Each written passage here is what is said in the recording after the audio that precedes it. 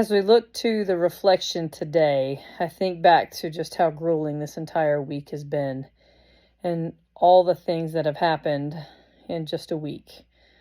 I flew out of Reagan the morning of the crash, and then that evening, Tony and his crew worked through the night to retrieve the people out of the river and look for survivors. And unfortunately, there were none.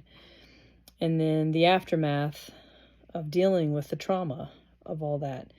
And so as I look at the story of a honey of a team working together, and I look back at each crew and each member who worked through the night in just horrific conditions, and how they worked individually and collectively to give honor and respect to all the people who lost their lives. Talks about how bees work together not just to survive or even thrive. And those crews last week needed each other. They needed each other that night. They need each other today as they're working together in their first shift back, since they had to endure really tough conditions.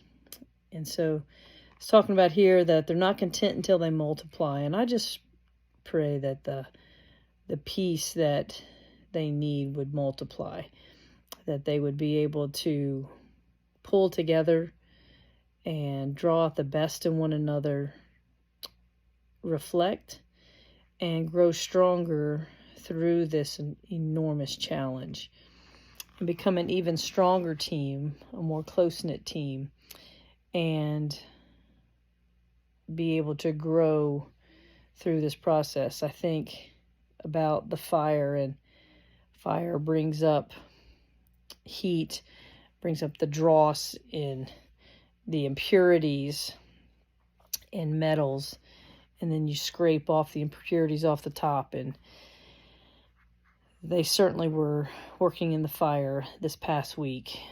And may you just work in each of us, in each of them, to make them the person you need them to be.